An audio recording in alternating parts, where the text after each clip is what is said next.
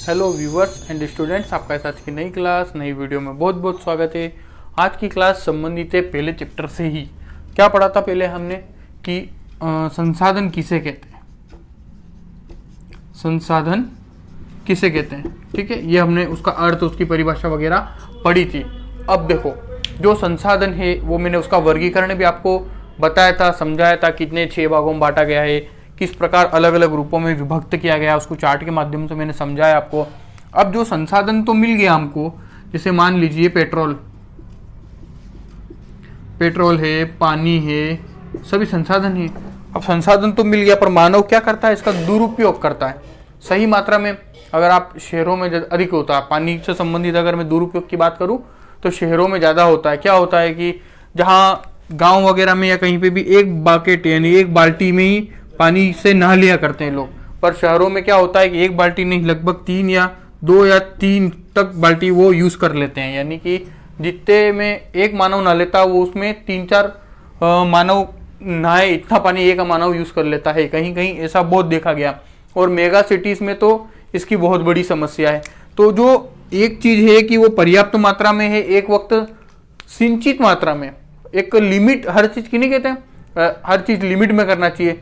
कुछ भी हो, भले वो ए से लेकर जेड तक कोई भी चीज़ हो, जो भी हो, वो क्या है कि लिमिट में होना चाहिए। तो जैसे कि संसाधन भी जो हमारे प्रकृति ने हमें दिए हैं वो भी एक लिमिटेड मात्रा में है, कहीं ना कहीं वो एक अवस्थित है। जैसे कि मान लिया इतनी पूरी पृथ्वी में इतने स्थान पर संसाधन उपलब्ध है, पर ये कहीं ना कहीं कभी ना कभी तो खत्म होंगे।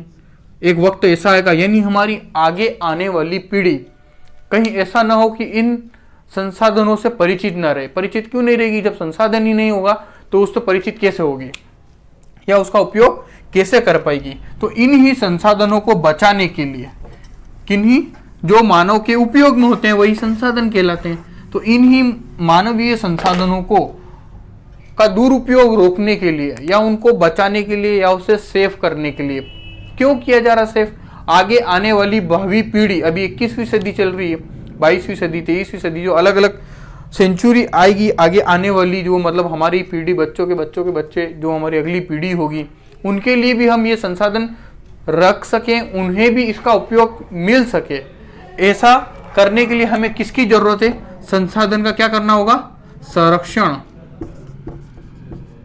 क्या करना होगा? संरक्षण करना होगा। कैसे करेंगे संरक्षण? क्या होता है संरक्षण? यानी कि जो दुरुपयोग है, किसी भी संसाधन का दुरुपयोग रोक के एक सीमित मात्रा में उपयोग करके हमारी भावी पीढ़ी के लिए सिंचित रूप में वो संसाधन को रखना, बचाना, क्या कहलाता है? संरक्षण। किसका संरक्षण कर रहे हैं? संसाधनों का। इसलिए पूरा वर्ड क्या बन गया? संसाधन संरक्षण। अब इसकी डेफिनेशन, अर्थ क्या है पहले वो देख लेते हैं। संसाधन संरक्षण का अर्थ क्या है? देखो, अब थोड़ा गौर करना, इधर आसान है, वैसे आप अपने शब्दों में भी लिख सकते हैं, पर इन शब्दों को अगर आप अपनी डेफिनेशन में डालोगे तो देखो, इससे संबंधित आपके 2 नंबर का क्वेश्चन आपके एग्जाम में देखने को मिल सकता है। एक ये 2 नंबर का क्वेश्चन और दूसरा 2 नंबर का क्वेश्चन जो इसका परिचय है आर्थिक भूगोल का, या संसाधन किसे कहते हैं, संसाधन किसे कहते हैं, उससे संबंधित 2-2 नंबर के क्वेश्चन आपके एग्जाम में जरूर देखने को मिलेंगे। तो इसलिए आपको ये परिभाषा भी याद होनी चाहिए, इसका अर्थ भी याद होना चाहिए। तो देखते हैं अर्थ क्या है इसका। संसाधनों का सावधानी पूर्वक किया जाने वाला प्रबंध या रख रखाव, जिससे उसका दुरुपयोग अथवा अनावश्यक क्षति को रोका जा सके, उसे क्या कहते हैं? संसाधन संरक्षण कहते हैं। यानी कि जो संसाधन है उसका सावधानी पूर्वक क्या किया जाए? प्रबंधन किया जाए। प्रबंधन करेंगे तो उसका सावधानी पूर्वक मानव उपयोग करेगा, एक लिमिट में इतना ही उसको यूज करना है, उससे ज्यादा फालतू जो वेस्टेज होता है वो वेस्टेज न करे, ना के बराबर करे। तो उसका क्या करेंगे हम? प्रबंधन करेंगे, और उसका रख रखाव, जिससे उसका दुरुपयोग और अनावश्यक क्षति, जो उसका दुरुपयोग हो रहा है या वो अनावश्यक रूप से उसको, अब हाथ धो रहे हैं, एक आपने हाथ में साबुन लगा लिया पर फिर भी पानी बहे ही जा रहा, तो वो क्या है? अनुपयोग है उसका, अनावश्यक रूप से उसकी क्षति हो रही। किसकी? पानी की। तो पानी भी हमारे लिए क्या है? एक संसाधन है। तो इसके दुरुपयोग को रोकना और क्या करना? अनावश्यक क्षति को रोकना ही क्या कहलाता है? संसाधन संरक्षण कहलाता है। अब जैसे कि पेट्रोल का अगर आपको उदाहरण दूं, पहले एक घर में एक गाड़ी हुआ करती थी, वो भी 2 व्हीलर, अधिक से अधिक। अब क्या हो गया है कि एक घर में हर एक व्यक्ति के पास एक गाड़ी तो होनी चाहिए, प्लस एक या दो कार। अब मान लीजिए आज के ज़माने में 4 व्यक्ति तो होते ही होते हैं कम से कम एक घर में, एवरेज बता रहा हूँ। अब एक घर में एक व्यक्ति के पास 4, यानी मतलब एक व्यक्ति के पास एक, तो कितनी बाइक हो गई 4, और कम से कम एक कार। तो एक घर में आप औसतन रूप में 5 गाड़ियाँ जरूर मिलेगी। एक घर में औसतन रूप में कितनी गाड़ी मिलेगी? 5 गाड़ी। अब जो काम पहले एक गाड़ी में सभी परिवार वाले कर लेते, तो इसमें लगभग चलो मैंने मान लिया एक सप्ताह में 500 रुपये का पेट्रोल डलवाया, उसका एक सप्ताह निकल गया। क्या ये 5 गाड़ियों में 500 रुपये में सप्ताह निकल जाएगा? नहीं निकलेगा। तो वो लगभग 2-3 हज़ार रुपये का पेट्रोल डलवाएंगे। तो पेट्रोल क्या ऐसा है कि जैसे कि एक बार यूज कर लिया, यूज करने के बाद रिसाइकल हो सकता है? रिसाइकल हो सकता है? नहीं हो सकता। पेट्रोल रिसाइकल नहीं हो सकता है, यानी कि वो जो प्रकृति से एक बार निकल गया, उपयोग में आ गया, उसका पुनर्भरण नहीं किया जा सकता है। तो यही मैं बता रहा हूँ कि इस तरह अगर ये चेन चलती रही तो आगे आने वाला समय ऐसा भी हो सकता है कि हमें पेट्रोल नामक जो पदार्थ है, जो संसाधन है जिससे वाहनों का चालन किया जाता है, वो आगे आने वाली पीढ़ी को न मिल सके। तो जो ये प्रॉब्लम चल रही है, तो इसी को रोकने के लिए क्या किया जा रहा है? संसाधन संरक्षण जैसे अभियान चलाए जा रहे हैं। सबसे पहले रियो डी जेनेरियो ब्राजील में हुआ था, फिर लंदन में हुआ है। विश्वव्यापक रूप में भी इसका उपयोग किया जाता है। इसको हर एक देश अच्छे से लेता है। क्योंकि संसाधन सभी के लिए, कोई एक के लिए नहीं है। जैसे इंडिया के लिए ही संसाधन नहीं है, जैसे विश्वव्यापी है तो हर किसी के लिए। तो अगर एक जगह से खत्म होगा तो सब जगह से खत्म हो सकता है, ये संभावना है। ठीक है, तो संसाधनों का सावधानी पूर्वक किया जाने वाला प्रबंधन तथा उसके रख रखाव तथा उसके दुरुपयोग एवं अनावश्यक क्षति को रोकना ही क्या कहलाता है? संसाधन संरक्षण कहलाता है। अब आगे देखें, जॉन हेडमैन के अनुसार, जॉन हैमंड के अनुसार, ठीक है, थोड़ा नाम अलग है, ये एक भूगोलवेत्ता हुए हैं। ठीक है, उनके अनुसार संसाधन संरक्षण का अर्थ क्या है? देखिए, संसाधन संरक्षण का अर्थ देखो, व्यय से अधिक बचत, व्यय और बचत, ये दोनों एक दूसरे के क्या है? एक दूसरे क्या है? विपरीत। व्यय ज्यादा होगा तो बचत नहीं होगी, बचत ज्यादा होगी तो व्यय कम होगा। देखो, अगर मैं व्यय ज्यादा करता हूं प्लस में, तो मेरे पास बचत क्या होगी? माइनस में। मेरे पास 100 रुपए हैं, मैंने 100 में से 90 रुपए का खर्च कर दिया, यानी व्यय कर दिए। मेरे पास बचत क्या होगी? अब ये 90% तो कहाँ चला गया? व्यय में। और बचत में क्या रहा? केवल और केवल 10%। अगर इसी तरह मैं बचत करूं 90%, तो मेरे पास बच कितना जाएगा? व्यय कितना किया जाएगा? 10%। यानी कि विपरीत संबंध होता है। तो ये हमारे जो जॉन हैज महोदय है, वो कहते हैं कि संसाधन का संरक्षण से अर्थ यह है कि व्यय से अधिक बचत की जाए। मतलब जितना आप व्यय कर रहे हो, यानी कि एक बाल्टी, जैसे कि आप 2 बाल्टी व्यय कर रहे हो, तो आप 2 बाल्टी की जगह व्यय करने की जगह 1 बाल्टी का व्यय करो, तो 1 बाल्टी बच गई। तो ये 1 बाल्टी आपने क्या कर दी? बचत कर ली। अब 1 से ज्यादा बोल रहे हो, वो क्यों? क्योंकि व्यय से अधिक होना चाहिए बचत तो काम का। तो व्यय से अधिक बचत को सूचित करता है या सावधानी पूर्वक विकास को सूचित करता है। मानव अपने विकास के लिए अनेक कार्यक्रम चलाता रहता है। जिस तरह रेल लाइन, रोड लाइन वगैरह, पहाड़ों को वगैरह को सबको भेदते हुए बनाई जाती है, तो वो भी कहीं ना कहीं प्रकृति को नुकसान पहुंचाती है, संसाधनों को नुकसान पहुंचाती है। तो देखो, सावधानी पूर्वक विकास को सूचित करता है। या यह शब्द, कौन सा शब्द? संरक्षण। सुधार से क्या है? सुधार से घनिष्ठ संबंध है।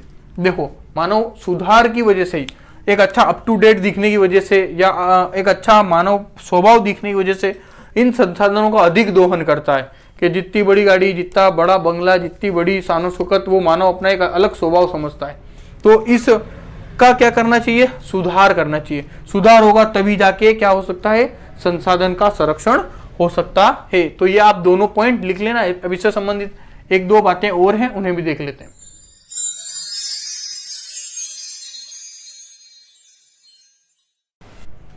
हाँ स्टूडेंट्स, देखिए, आपके एक तो उद्देश्य भी देख लेते हैं। संसाधन संरक्षण के उद्देश्य क्या क्या है, किन किन उद्देश्य से संसाधनों का संरक्षण किया जाता है। उससे पहले मैं आपको बता दूं, आपके संसाधन संरक्षण से संबंधित आपके चैप्टर दो ही हैं, एक तो जल संसाधन संरक्षण और वन संसाधन संरक्षण, ये दोनों ही हैं। और दोनों में भी ज्यादा मेन कौन सा है आपका, तो जल संसाधन संरक्षण।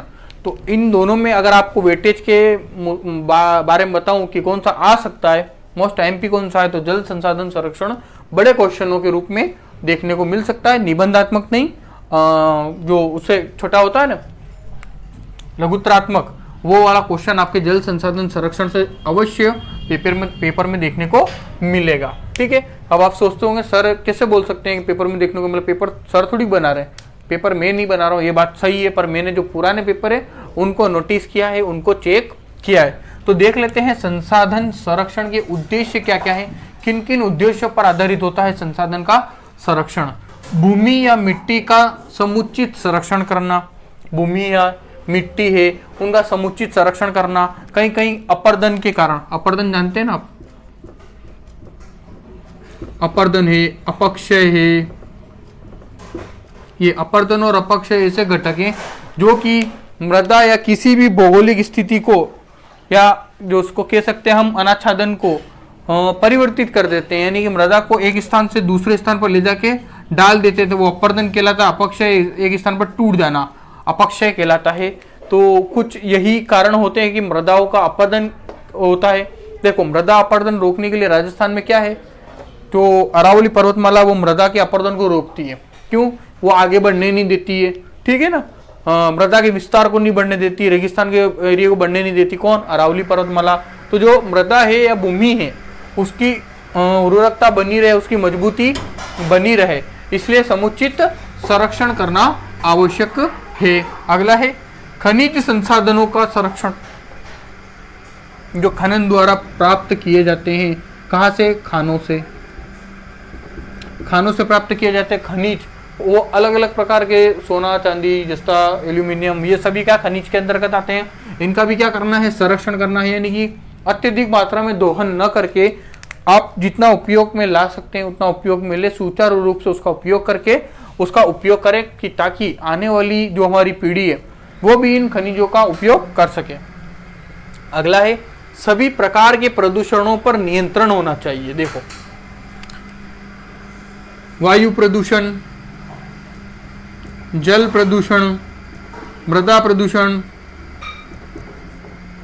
ये आदि जो भी होते हैं, ये सभी प्रदूषण के जो कारक है इनको क्या करना चाहिए, कम करना चाहिए या नियंत्रण स्थापित करना चाहिए, तो ही हम संसाधनों का संरक्षण कर सकते हैं। वरना जो हमारा वातावरण है वो सुरक्षित नहीं रहेगा, तो हमारे पास जो पेड़ पौधे वगैरह जो है ये नष्ट हो जाएंगे। अब ये नष्ट हो जाएंगे तो ये भी तो एक संसाधन का रूप है, पेड़ पौधे वगैरह भी, ठीक है। तो सभी प्रकार के प्रदूषणों पर रोक होना चाहिए या नियंत्रण स्थापित होना चाहिए।